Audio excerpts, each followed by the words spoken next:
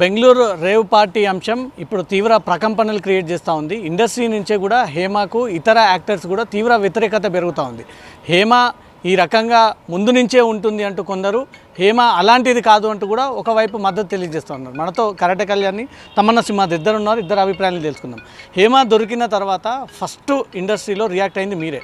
మీరు అందుబాటులో లేకపోయినా సరే సెల్ఫీ వీడియో రిలీజ్ చేస్తూ, నాకు తెలిసి మీరు హేమాను ఈ డ్రగ్స్ కేసుకి సంబంధించి గారు మీరు మనసులో పెట్టుకొని వ్యక్తిగతంగా డ్యామేజ్ చేయడానికే మీరు ఇచ్చిన సెల్ఫీ లాగా ఉందని చెప్పి బాగా విమర్శలు పెరిగాయి.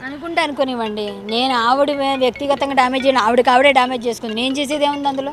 నేనేమో కొత్తగా డ్యామేజ్ చేయాలి? ఆవిడే తీసుకొని ఆవిడ పడిపోయి నేనేం డ్యామేజ్ చేయాలి? దానికి ఏం లేదు. నేను సెల్ఫీ వీడియో డ్రగ్స్ పార్టీలు అవుతున్నాయి, దాని మీద కోపంతో ఉన్నాను. అంతలో ఆవిడేదో పాత వీడియోస్ అవి ఇవి కనిపించాయి. నువ్వేంటక్క నువ్వు చూసుకోకుండా యువతలు అంటావు, మా అందరి మీద బురదలేసి అవి ఇవి అని చెప్పి ప్యాకెట్ ఆడారు అవి ఇవి అన్నది ఆవిడ. అవన్నీ చూసి ఇట్లా మనం ప్యాకెట్ మనసులో పెట్టుకునే ఈ మాటలు అన్నారు అనుకుంటున్నారు. ఆవిడ కూడా ప్యాకెట్ ఆడతారు కదా, ఆవిడ ఆడకపోతే కదా. అంటే ఆవిడంతా పెద్ద సర్కిల్ ఆడుకుంటుందేమో, నేనేమో క్లబ్కి వెళ్ళి ఎప్పుడో దొరికేసాను కాబట్టి అయింది. ఆవిడ కూడా బెంగళూరు ఎక్కడికి వెళ్ళి ఆవిడ ఏమంటే ఇండస్ట్రీలో చాలా మంది ఆడుకుంటారు. ప్యాకెట్ సరదా అండి, దానివల్ల సమాజానికి ఏం నష్టం లేదు. మేము ఎవరిని పాడు చేయట్లేదు. మేము మా డబ్బులు పోతాయి అంతే. ఎవరో బాగున్నాళ్ళు మా డబ్బులు కొట్టేస్తారు, ఎందుకంటే మమ్మల్ని గెలిచేసుకుంటారో ఏదో అవుతుంది. అంత సరదా అది ఎప్పుడు రోజు అవ్వదు, ఎప్పుడైనా వన్స్ ఇన్ ఏ వైల్. రోజు అదే పనిగా కూర్చొని పనులు మానుకొని కూర్చోం కదా, అది ఎప్పుడుదో అయిపోయినవన్నీ ఇప్పుడు లాగాల్సిన అవసరం లేదు. నేను ప్యాకెట్ ఆడింది 2015లో, అది ఏదో గొడవ అయింది, అది ఎవడో ఇరికిచ్చాలనుకున్నాడు, సేమ్ అలాగే అవుతుంది. దానికి ఈమె తర్వాత ఎంతైనా మా ఆడపిల్ల, ఎంతైనా మా ఆడపిల్లే కదా, ఎంతైనా మా నటి హేమ కదా అని నేను కూడా ఇప్పుడు చెప్తున్నా. ఆవిడన్నదే నేను చెప్తున్నా, అదే నేను చెప్పా. నువ్వు కూడా వెనకాల చూసుకొని మాట్లాడాలి. ఇంకెప్పుడు ఇట్లా అందరి మీద నోరు పారేసుకోకు. ఇండస్ట్రీకి నేనే దిక్కు అన్నదానివి ఇప్పుడు ఇంత పెద్ద దిక్కు అని చెప్పి ఇండస్ట్రీని తిట్టించే పరిస్థితి తెచ్చిందని నేను అన్నా. అంతే. అడిగే సందర్భం వచ్చింది కాబట్టి అడుగుతున్నాను. శివబాలాజీని హేమ వెనుక నుంచి గట్టిగా కొరికిన ఒక వీడియో బాగా వైరల్ అయింది. ఆ తర్వాత ఇప్పుడు హేమ దొరికిన తర్వాత ఈమె ఎరవేస్తుంది, అమ్మాయిల్ని దింపుతుంది, అమ్మాయిల్ని సప్లై చేస్తుంది అంటున్నాడు. అంటే అప్పటి నుంచే ఆ క్యారెక్టర్ ఇంకా అట్లనే కంటిన్యూ చేస్తుందా? అంటే ఆవిడ ఏం చేస్తుంది, ఆవిడ పర్సనల్గా ఎవరి దగ్గర ఏం చేస్తుందో అన్నది ఇప్పుడు ఈ విషయంలో ఎలాగూ ఇప్పుడు తీగలాగితే డొంకంతా కదులుతుందని ఇప్పుడు ఎలాగో తీస్తారు కదా ఇన్వెస్టిగేషన్లో, అన్నీ వస్తాయి.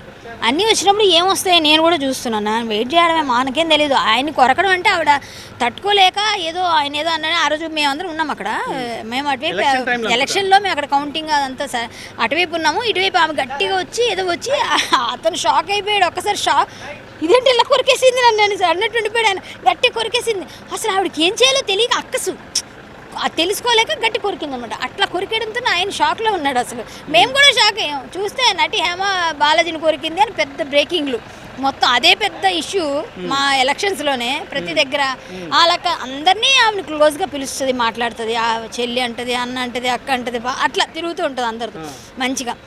కలుపుగా ఉండడం, అందరితో మంచిగా ఉండడం, అంతవరకే మాకు రావాలి. మీ మీద సస్పెన్షన్ వేటేశారు మా అసోసియేషన్ నుంచి. ఇప్పుడు హేమ చేసింది చాలా పెద్ద తప్పుగా కనబడుతుంది. రేవ్ పార్టీ ఒకటి, డ్రగ్స్ పార్టీ ఒకటి, మళ్ళీ అక్కడ ఉండి కూడా లేను అని చెప్పి డైవర్ట్ చేసే ప్రయత్నం చేయడం. మా అసోసియేషన్ దీన్ని ఏ రకంగా తీసుకుంటుంది? ఖచ్చితంగా యాక్షన్ తీసుకుంటారు. కాకపోతే ఏ విధమైన యాక్షన్ అనేది తెలియదు. ఆయన రావాలి, డిసిప్లినరీ కమిటీ తీసుకోవాలి. తీసుకున్నాక అప్పుడు ఏం చేస్తారు యాక్షన్ అన్నది మనం చూడాలి. మ్యాక్సిమం సస్పెన్షన్ ఉంటుంది జనరల్గా. ఇంకా పెద్ద స్థాయి పెద్ద క్రైమ్ కదా ఇది, దానివల్ల అందులో కన్జ్యూమ్ చేశారు, డ్రగ్స్ అన్నారు కాబట్టి మేబీ నేను చెప్పలేను, ఏమైనా జరగచ్చు. రైట్. తమన్నా సింహాద్రి, మీ విషయానికి వద్దాం. ఏంది ఇంత దారుణంగా మీ సెల్ఫీ? అసలు అన్నరాంది డైరెక్ట్గా అనేస్తున్నారు, అమ్మాయిని సప్లై చేస్తున్నారు. అమ్మాయిని సప్లై చేస్తున్నారు అంటే చాలా పెద్ద విషయం కదా.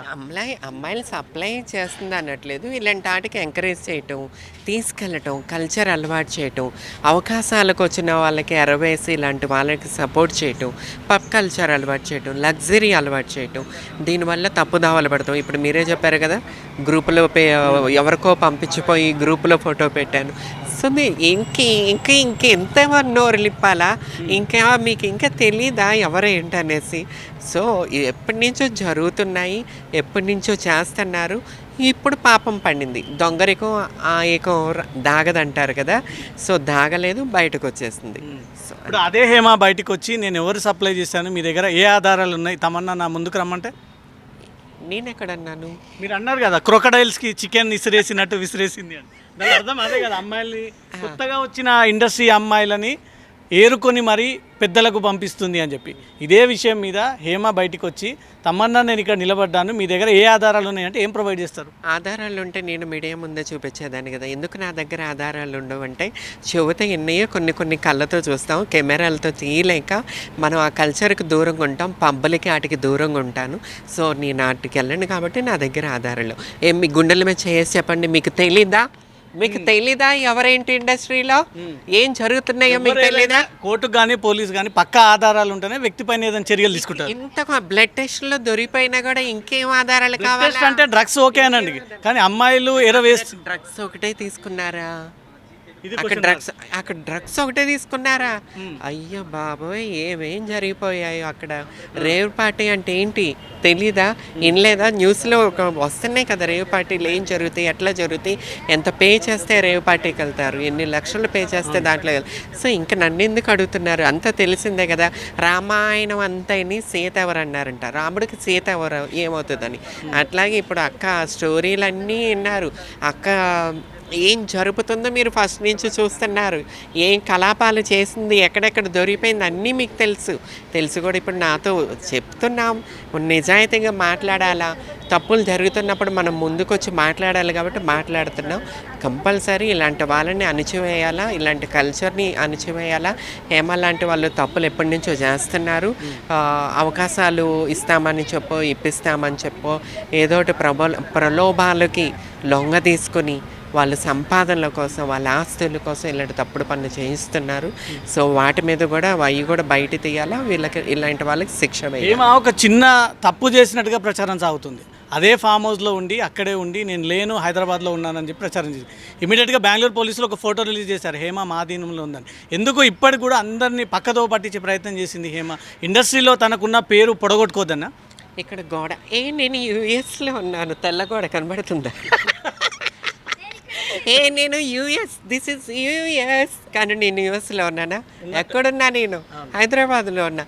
అరే యాక్ట్రెస్ అండి, యాక్ట్రెస్ ఎక్కడైనా చూపించేస్తారు కళాపోషణ. ఆ కళాపోషణ లేకుండా అక్కడ దాకా వస్తుందా చెప్పండి? ఆ టాలెంట్ లేకుండానే అంత దాకా వస్తుందా? పరిచయాలు పెంచుకుంటారు. పిలవన పేరెంటానికి ముత్తైదులాగా దూరిపోవటం అలా మాకు అలవాటు లేదు కాబట్టి మాకు ఇన్ని కాంటాక్ట్స్ లేవు. అలా దూరిపోయి హీరోలతో పక్క రాష్ట్రాలు తమిళ కన్నడ నేను చూస్తూ ఉంటా, కొన్ని చోట్ల కలుస్తూ ఉంటా కదా. పిలవన పేరెంటానికి ముత్తైదులు దూరిపోయి పెత్తనాలు చేసి పరిచయాలు పెంచుకుని ఇలాంటి చేయటం కోసం మాకొద్దు, మేము పెంచుకోవాలి పరిచయాలు. ఎందుకంటే మేము అలాంటి పనులు చేయం కాబట్టి. అక్క దూరి పరిచయాలు పెంచుకునేది ఎందుకంటే ఇలాంటి సంపాదనల కోసం. ఇప్పుడు కూడా హేమ నేను ఆ పార్టీలో లేను, నిరూపించండి ఎవరైనా, నేను సిద్ధంగా ఉన్నాను, నేను ఏదైనా చేయడానికి సిద్ధంగా ఉన్నాను అంటుంది. మీలాంటి అమ్మాయికులు ఉన్నప్పుడు ఏదైనా చెప్తారు. ఆకాశం కాదు అది భూమి అంటారు, భూమి మీద వచ్చి ఆకాశం అంటారు. మీరు నమ్ముతారా? ఎందుకంటే అట్లా గుడ్డిగా ఎంతమందిని ఎర్రిపాపలను చేద్దామని చెప్పి ఇంత ప్రూఫ్లతో దొరికిపోయాక కూడా నేను కాదంటే సినిమాల్లో డబల్ రోళ్ళు, త్రిబుల్ రోళ్ళు చేస్తున్నారు. రియల్ లైఫ్లో కూడా జనాల్ని ఎర్రిపాపలను చేద్దాం అనుకుంటే ఎట్లా కొడుతుంది? నేను కాదు, అక్కడ ఉన్నది ఇంకొక ఎవరు. అరే భయ్యా ఏం జరుగుతుంది ఇక్కడ? సినిమాల్లో చూపిస్తున్నారంటే బయట కూడా చూపిస్తారా డబల్ రోళ్ళు, త్రిపుల్ రోళ్ళు? అంత మా ప్రజలు పిచ్చి పుష్పాల్లా కనబడుతున్నారా మా తెలుగు ప్రజలు? ఆగండి అయ్యా, మీరు సినిమాలే కాదు బయట కూడా నటిస్తారని ఇప్పుడు అర్థమైపోయింది. లాస్ట్ మీ వీడియోలో నేను హేమాను వదులుతలేదు కదా, అందుకే మీ ఛానల్కి వచ్చాను. వదులుతున్నానా? నాకు ఇప్పటి వరకు నేను టిఫిన్ కూడా చేయలేదు, ఎందుకంటే వదలట్లేదు కదా. నిజాలు రావాలా, తప్పు చేసిన వాళ్ళు బయటికి రావాలా, తప్పు బయటికి తెలవాలా, తప్పు చేసిన వాళ్ళు ప్రజలకు తెలవాలా, వాళ్ళకి శిక్ష పడాలా అనేది నేను చేయాలనుకున్నాను. సో మీరు పిలవగానే వచ్చాను. Thank you. రైట్, ఇద్దరు కూడా తమ అభిప్రాయాలను వ్యక్తం చేశారు. ఒకటి, మా అసోసియేషన్ త్వరలో దీనిపై ఒక నిర్ణయం తీసుకోబోతా ఉంది అంటూ మాత్రం కరాటే కళ్యాణ్ అంటున్నారు. తర్వాత ఎందుకు హేమ గురించి ఆ వీడియో రిలీజ్ చేయాల్సి వచ్చింది అనే సందర్భాన్ని కూడా తమన్నా సింహాద్రి ఎక్స్ప్లెయిన్ చేశారు.